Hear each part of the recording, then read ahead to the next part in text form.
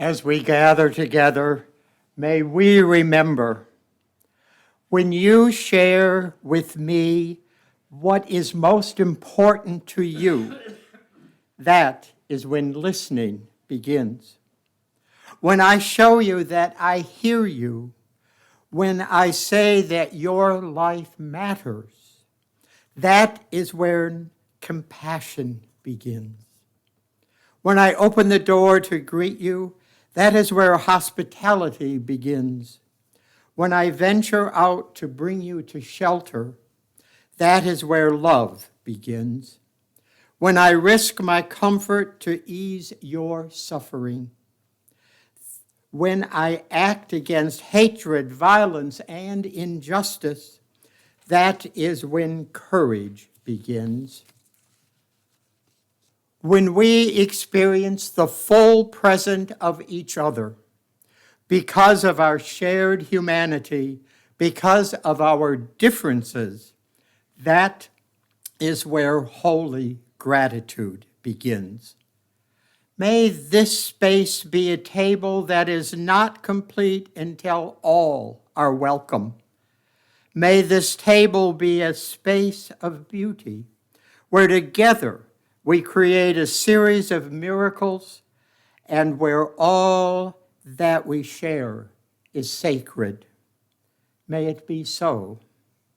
And may it especially be so today, which is National Remembrance Day for those transgendered neighbors and friends who have been murdered.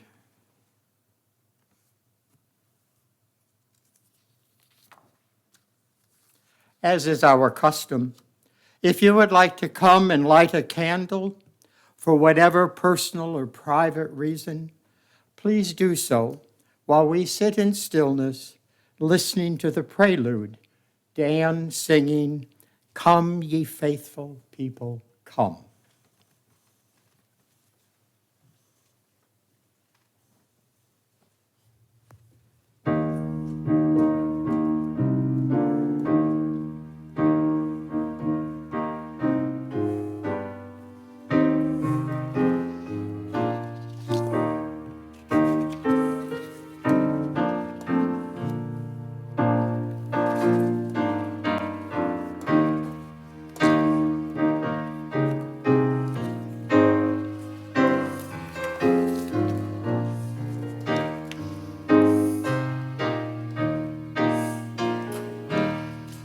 Come, ye thankful people, come, raise a song of harvest home. Fruit and crops are gathered in, safe before the storms begin. God our Maker will provide for our needs to be supplied. Come to God's own temple, come, raise a song of harvest home. All the world is but a field, given for a fruitful yield. Wheat and tares together sown, here for joy or sorrow grown. First the blade and then the ear, then the full corn shall appear. God of harvest, grant that we wholesome grain and pure may be.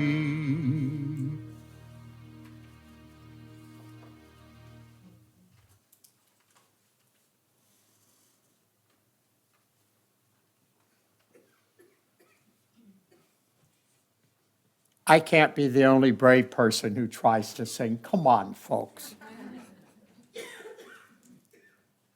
I invite you to stand in body or spirit for our chalice lighting and spoken affirmation.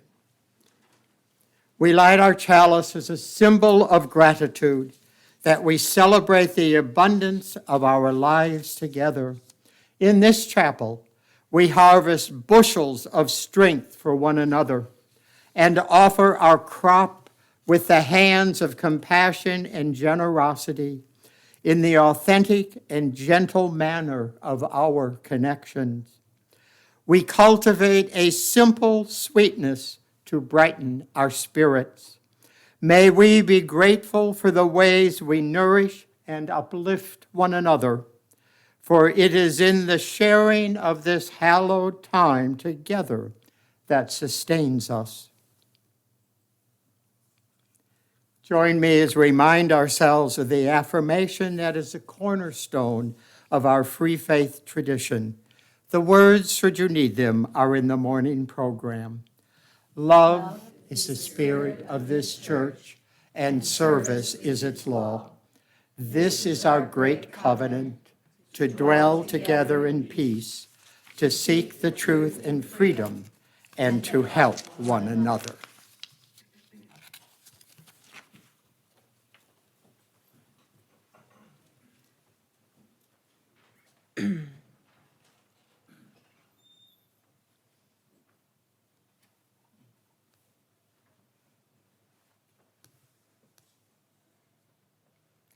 For what shall we give thanks?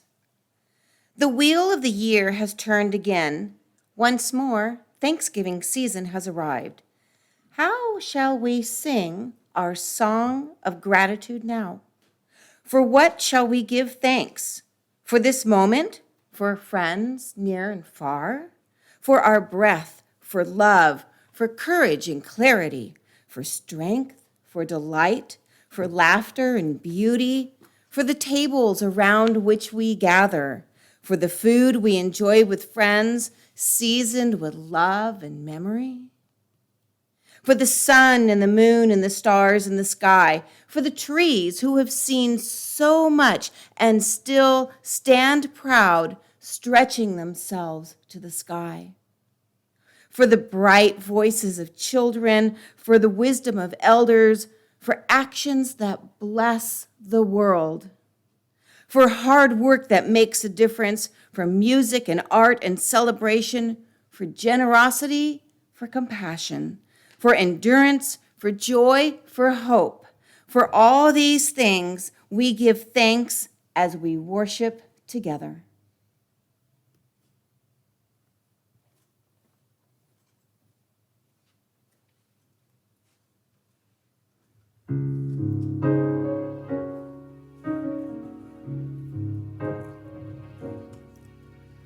For all that is our life, we sing our thanks and praise. For all life is a gift which we are called to use to build the common good and make our own days glad.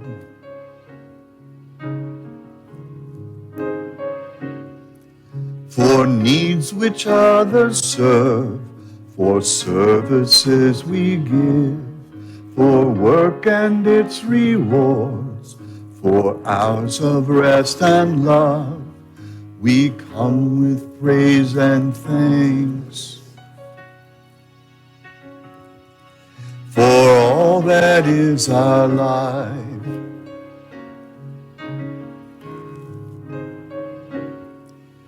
for sorrow we must bear, for failures, pain, and loss, for each new thing we learn, for fearful hours that pass, we come with praise and thanks.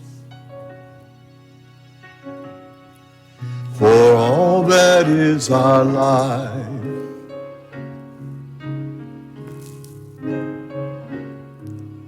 for all that is our life, we sing our thanks and praise.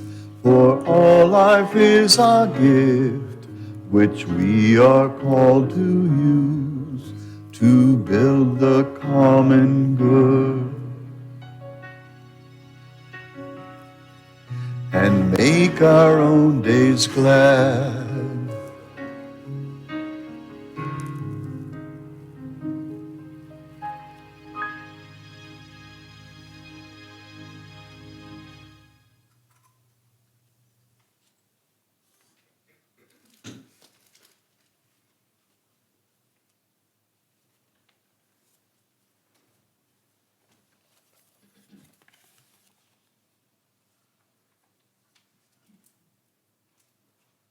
Gratitude. Let's start with the people we love and those who love us. Thankful they are in our lives, obliging us to open our hearts. Let us open hearts, embrace the earth, the sea and the soil and stars, blessed by bold beauty, the bounty of being. Then, with hearts open to beauty, let us embrace the arts and the generation of learning that we should have wisdom. Let what wisdom we have, won and wanting, lead us to strive so the seventh generation hence can live more fully. It is in that work and that alone that we can express our thankful spirit. May we make it so. For the opening to make it so, let us be truly grateful. Amen.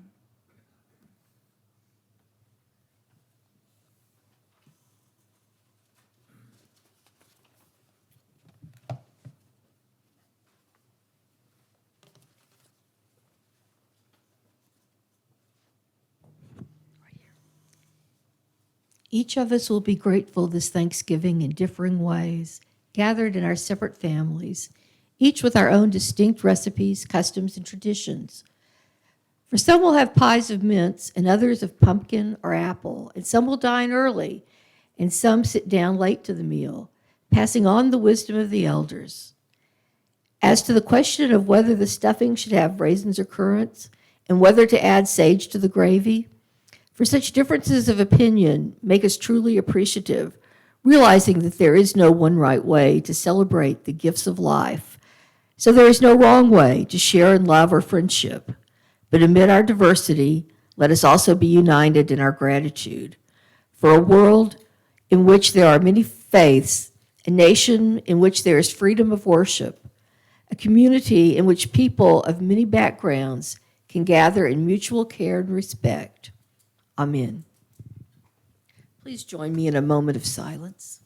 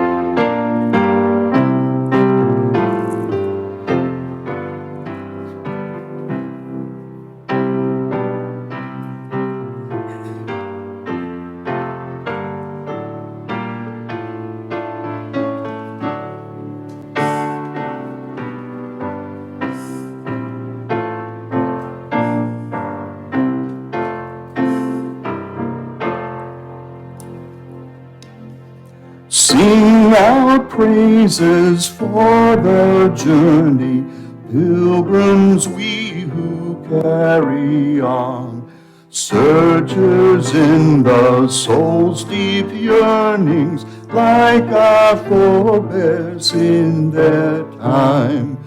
We seek out the Spirit's wholeness in the endless human quest. Look inside your souls, the kindling of the hearth fire pilgrims new. Find the Spirit always restless, find it in each mind and heart. Touch and hold that ancient yearning, kindling for a newfound truth. Stand we now upon the threshold, facing futures yet unknown. Hearth behind us, wayside hostel, built by those who knew wild roads. Guard we ere the sacred embers, carried in our minds and hearts.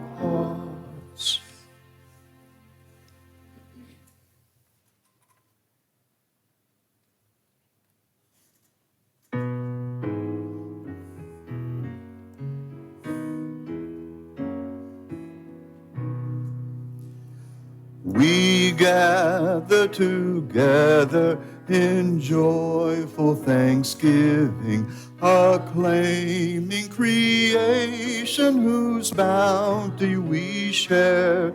Both sorrow and gladness we find now in our living. We sing a hymn of praise to the life that we bear. We gather together to join in the journey, confirming, committing our passage to be a true affirmation in joy and tribulation, when bound to human care and hope, then we are free.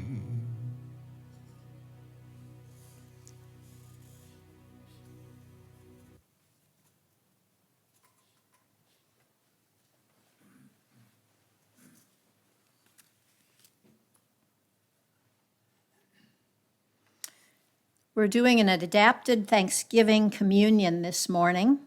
The original was written by Michael Tino. Seeds scattered on fertile ground are warmed by the sun and fed by the soul. They sprout and grow, producing great fields of grain. The grain is harvested and ground into flour and shipped across the nation.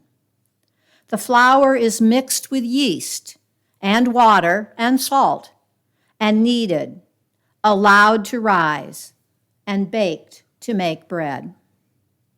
The bread is broken in the sacred space of this worship service and shared in this community of love. Also from seeds, trees grow to provide fruit. From this fruit, cider is pressed. May it symbolize the sweetness of our community as we share this beverage. The breaking of bread and sharing of juice are ancient rituals of community and memory, celebrated in many different traditions and in many different ways. Today, as we approach the American celebration of Thanksgiving, we break bread together to celebrate the abundance of the harvest, the hard work of all who make our lives possible, and the community that gathers here to worship together. These loaves were baked with love, abundant love, love that multiplies all that is around it. We have both gluten and gluten-free bread. Thank you, Marilyn and Amy. You will see when you come up that there is white bread. The white bread is the gluten bread. The darker bread is the gluten-free bread. As you eat the bread, I invite you to come forward now to pick up bread and cider. Please take these back to your seat and hold on to them so that we can partake together. For those who cannot retrieve their own, please let us know so we may pass the bread and cider to you. So,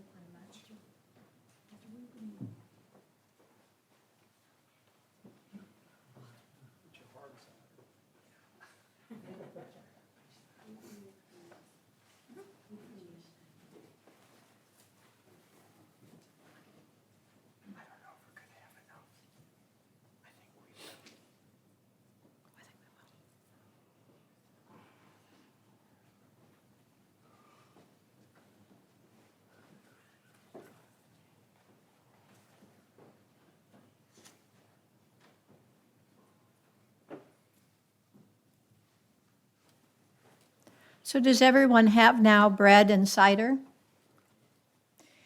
As you eat the bread and drink the cider, bring to mind those things and people for which you are thankful at this time of year. We offer you the bread and cider of community.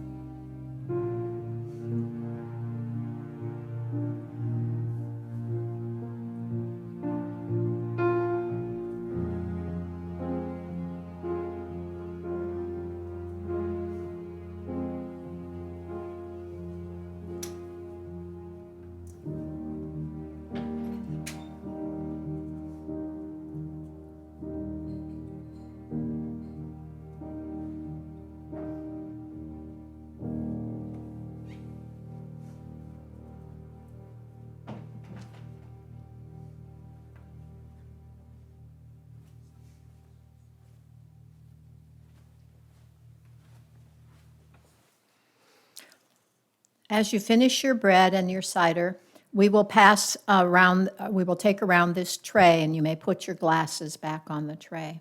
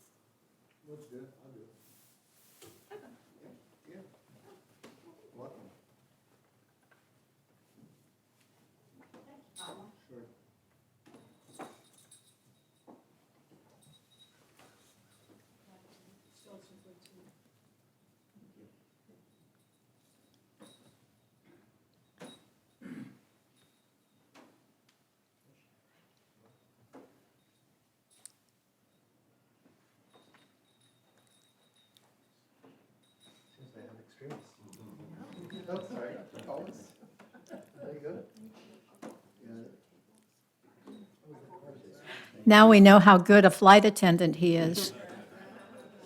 Thank you, Pablo. Some of you have not seen Pablo before. He's one of our friends of the congregation, but he doesn't live close to here anymore, so we love having him come back and visit.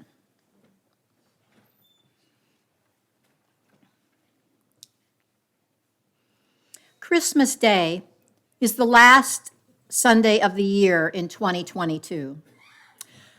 So there's no Sunday for annual sharing left after that Sunday. So we decided to move the annual sharing to this morning's assembly.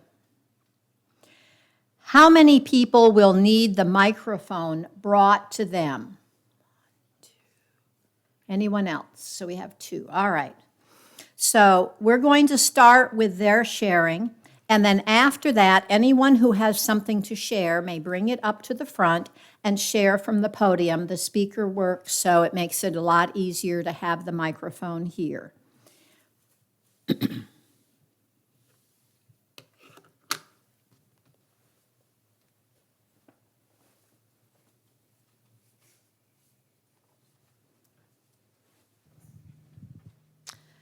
Marla told me that for this Sharing Sunday to bring a song or a story or a quotation.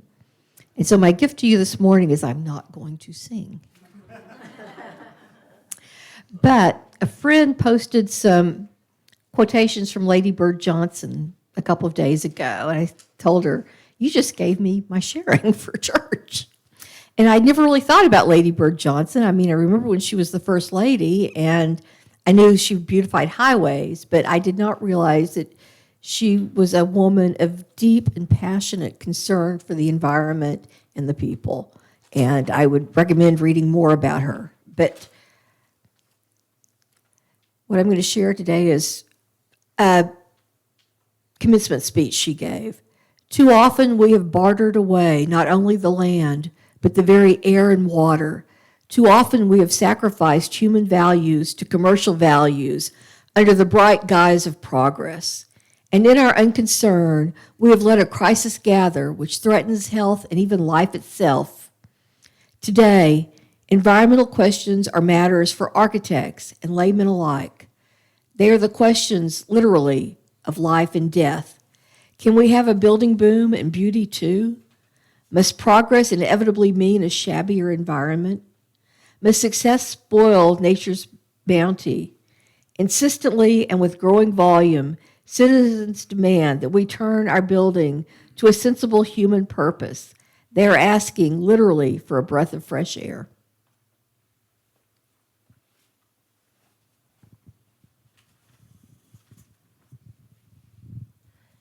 Every struggle in your life has shaped you into the person you are today. Be thankful for the hard times. Embrace the challenges. They can only make you stronger. And whoever would like to go next, over on this side.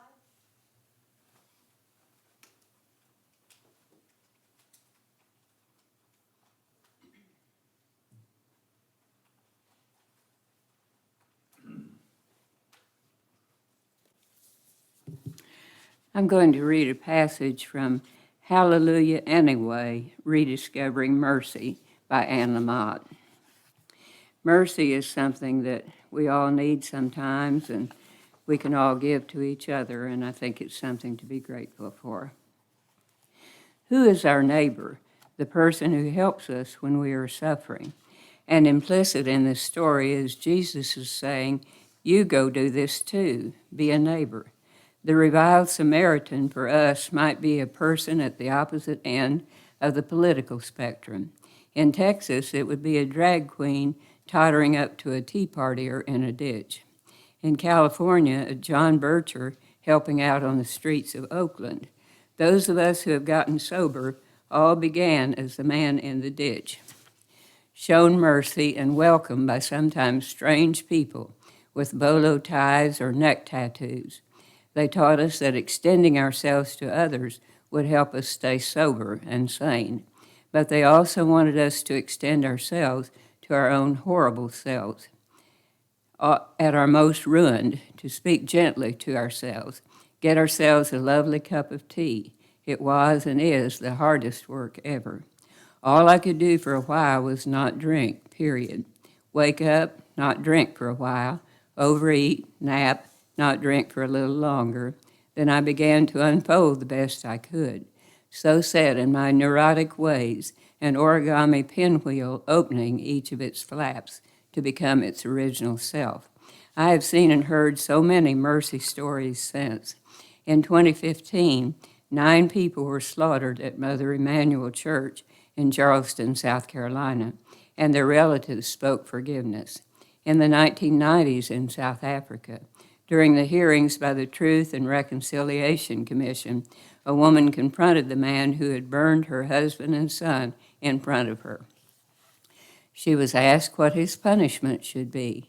She said she wanted him in prison forever, not put to death, and she wanted to adopt him so she could give him all the love she could no longer give her husband and son. She let herself out of jail. The same is true of teenage Tibetan nuns tortured in prison who prayed for their Chinese guards, held them with mercy because they could see that the guards had created lives of suffering for themselves. This is not pity, as if they are separate and different, but as if they are us and share our human lot. The Amish community in Lancaster County, Pennsylvania, reached out to the widow of the man who killed 5 of their schoolgirls in 2006, so she could be included in the circle of mourning and comfort. Our last story is about my friend Tom. He got sober with the very hip in the People's Republic of Berkeley. Everything was okay in early sobriety, except that he felt utterly insane all the time, filled with hostility, fear, and self-contempt. Then he was transferred to Los Angeles, where he did not know a soul. Another Jesuit told him to call a diocesan priest named Terry. Terry had been sober for 5 years, so Tom thought he was God. They made plans to go to a men's stag gathering one night, which was being held in the back of the Episcopal Cathedral in the heart of downtown L.A. It was Terry's favorite place to be on earth, full of low-bottom drunks and junkies, people from nearby halfway houses, bikers, jazz musicians. There I am on my first date with this new friend, Terry, who turns out to be clumsy and ill at ease, an introvert with no social skills. Terry asked Tom how he was, and after a moment he replied, "I'm just scared." Terry nodded and said gently, "That's right." Terry took him to the church near Skid Row, where all these rough-looking alkies were hanging out in the yard. The sober people Tom knew in Berkeley all seemed like David Niven in comparison. Terry directed Tom to a long flight of stairs. Tom started walking up, jaws clenched, muttering to himself tensely, like the guy in front of him, a man his own age who was stumbling, and maybe not quite yet on his first day of sobriety. The only things getting me up the stairs are Terry and a dozen other men behind us, pushing us forward every so often, and my conviction that this is as bad as it's ever going to get. That if I can get through this, I can get through anything. Then all of a sudden, the man in front of Tom soiled himself. Shit ran down onto his shoes, but he just kept walking. He didn't seem to notice. Tom clapped a hand over his mouth and nose, and his eyes bugged out. He couldn't get out of line because of the crush behind him, and so, holding his breath, he stepped into a windowless meeting room. It gets better. The greeter in the doorway, a biker with a shaved head and a Volga boatman mustache, got one whiff of the man with shit on his shoes and threw up. "You've seen the Edvard Munch painting of the guy on the bridge screaming? That's me." But Terry enters the room right behind me. There's pandemonium. No one knows what to do. The man who soiled himself stumbles and plops down in a chair. A fan blows the terrible smells of shit and vomit around the room. Terry asked a couple of guys to go with the greeter to the men's room and help the greeter get cleaned up. Other people started cleaning the meeting room. Terry approached the drunk man. "My friend," he said gently, "it looks like you have trouble here." The man nodded. "We're going to give you a hand," said Terry. As Tom told it to me, 3 men from the recovery house next door helped him to his feet, walked him to the halfway house, and put him in the shower. They washed his clothes and gave him their things to wear while he waited. They gave him coffee and dinner, and they gave him respect. Somehow this broken guy was treated like one of them because they could see that he was one of them.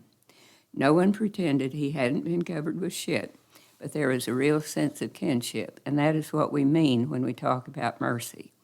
I thought I would recover with men and women like myself, overeducated, fun to be with, and housebroken, and this would happen quickly and efficiently, but I was wrong. God or life sets up a makeshift tent among us and helps us work together on our stuff. This will only happen together, slowly, over time. These men Tom told me about were common people reached by goodness outside or a visitation from within. Something merciful found them where they were. It has found me over the years, even when I have been most desperate.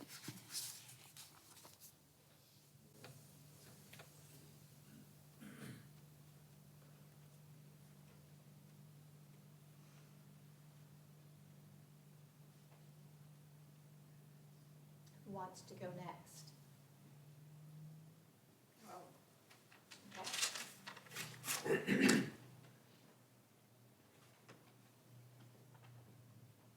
don't have to wait for me to ask. You can go up and the other person goes and sits down.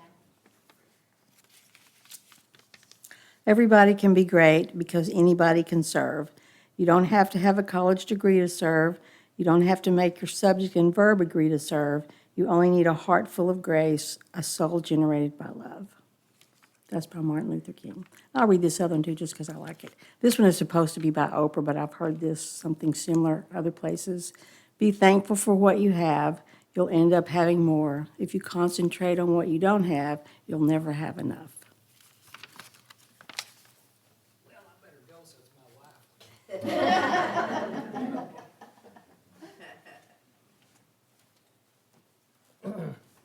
Well, I wanted to find some Unitarian types from early on. So I looked up Emerson, I looked up Thoreau.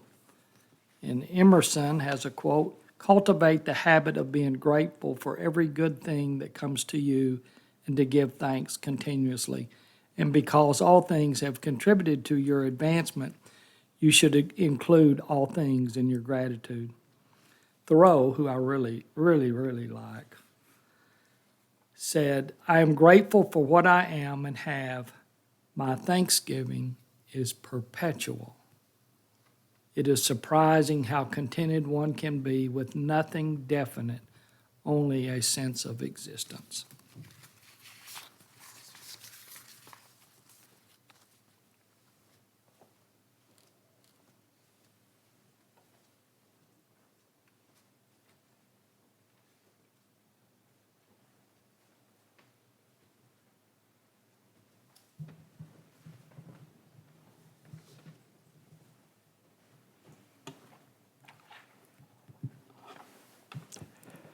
When Mrs. Klein told her first graders to draw a picture of something for which they were thankful, she thought how little these children who lived in a deteriorating neighborhood actually had to be thankful for.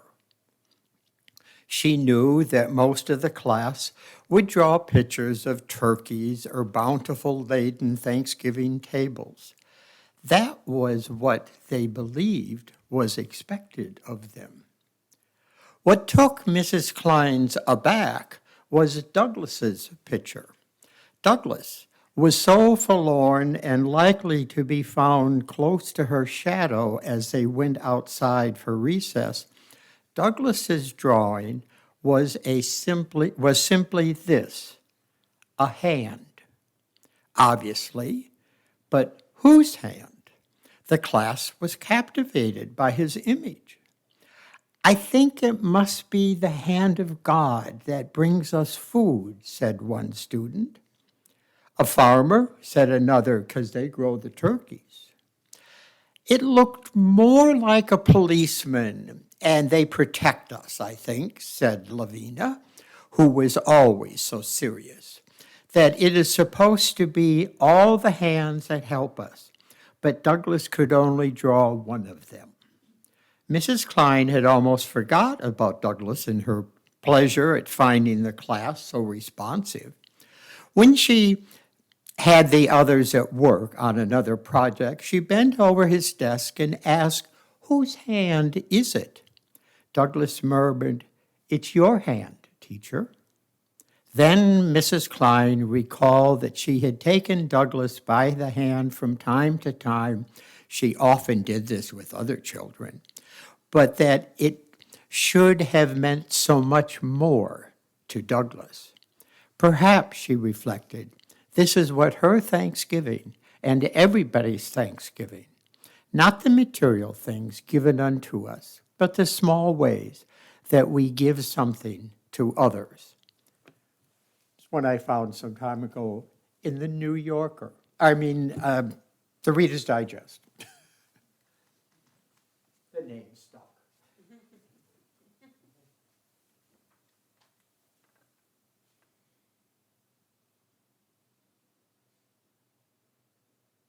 Anyone else?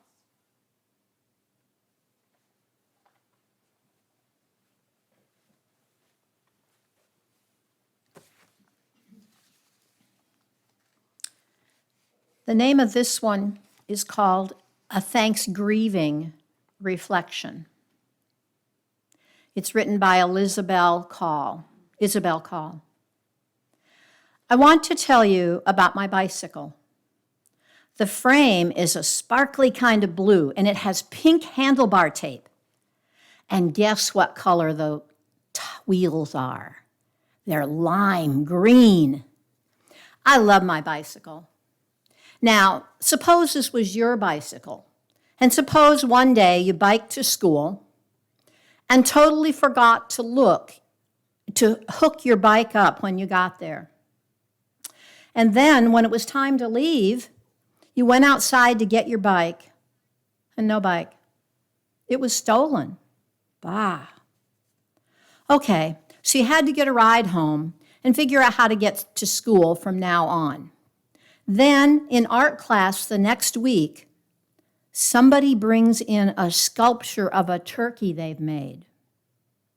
It has a sparkly blue body made of pieces of metal and a big round tail with lime green circle around it. Pink feet curving underneath it, and a bicycle seat for a head. In fact, the whole thing is made from a bicycle. And you realize it's your bicycle, your former stolen, cut up to pieces bicycle. But before you can say anything, your classmates are cheering, and the principal decides to make the sculpture the new school mascot. And she institutes a new school holiday called Turkey Creativity Day. And every year from now on, everybody gets to spend a whole day making art. Now, nothing against creativity, but this is kind of a nightmare. I'm telling you this story because it's basically the story of Thanksgiving, except Thanksgiving is worse. I've started writing and saying Thanksgiving Day instead of Thanksgiving because in popular culture, we've come to see Thanksgiving as a commemoration of a friendly feast shared by Native Americans and European settlers. But this is like Turkey Creativity Day, a really nice idea that covers up theft and treachery. Although both Native American and Europeans had feasts expressing gratitude during harvest time, the Europeans who arrived on this continent were incredibly destructive to Native American communities. The Wampano tribe man often celebrated as a friend of the Pilgrims. Tishquartum spoke English because traders had enslaved him and forcibly taken him to England. When he finally escaped and made his way back home, his community had all died from smallpox his captors had left behind. He was friendly to the Pilgrims who moved into the land of his people because none of his own people were left. He was able to find work with the Pilgrims as a translator and help them negotiate treaties. But as we know, treaties between European settlers and the indigenous residents of America have not been honored by the new arrivals.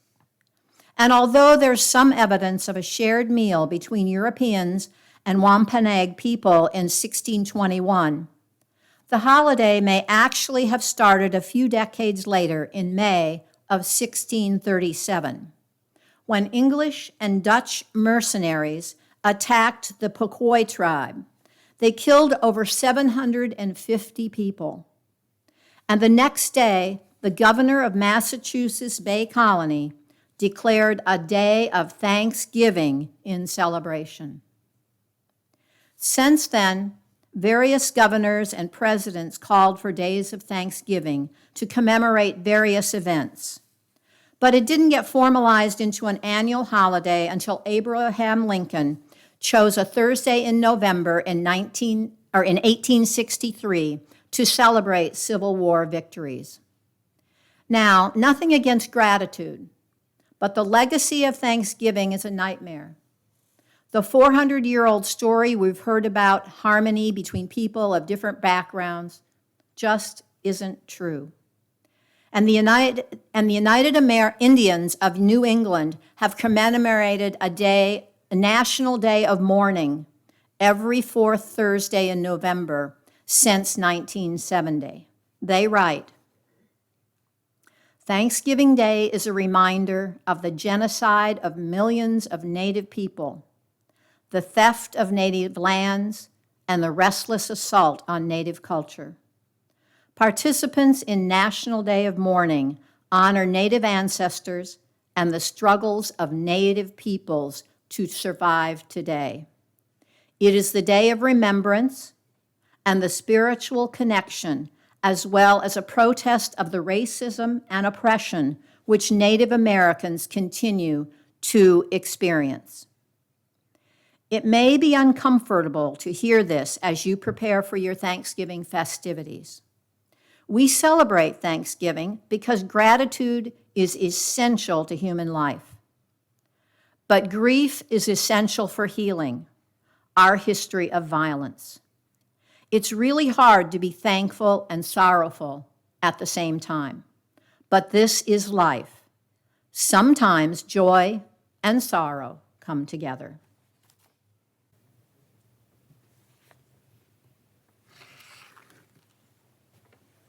Others? Albert? Anyone else? I think, Walter, we're ready to continue.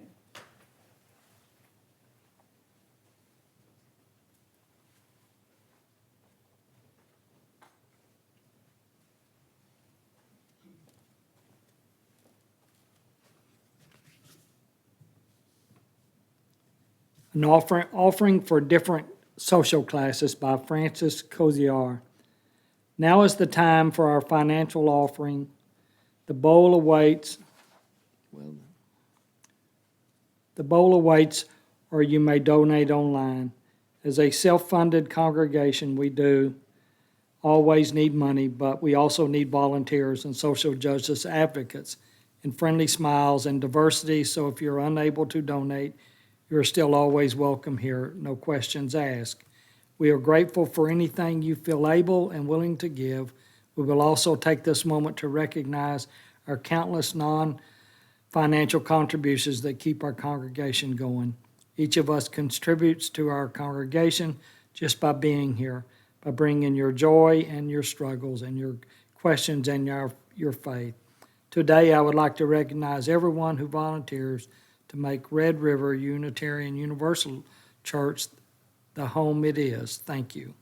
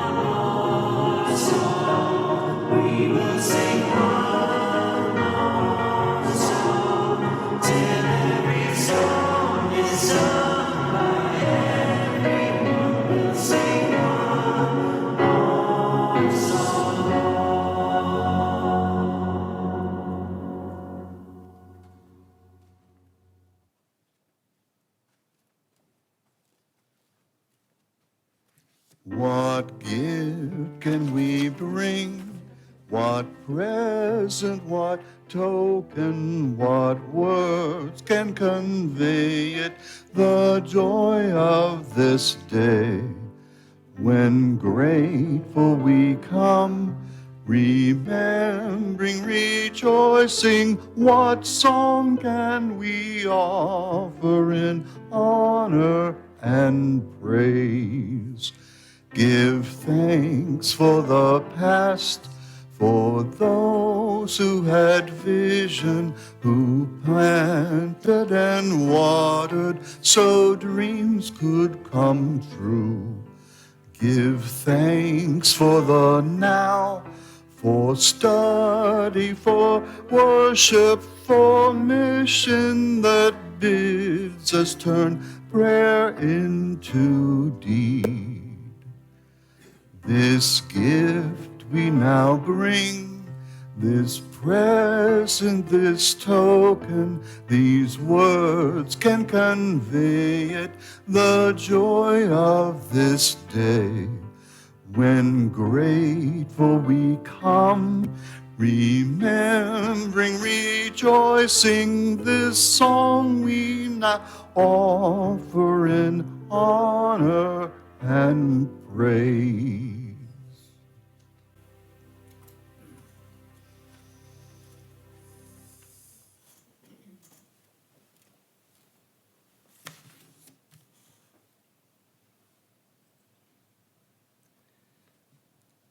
Until We Meet Again by Amy Zucker Morgenstern. May all our hours together be blessed as this one has been, by open-hearted sharing, learning from one another, and making beautiful harmonies together. And may we greet everyone we encounter with the same acceptance and grateful kinship until we meet again. Blessed be.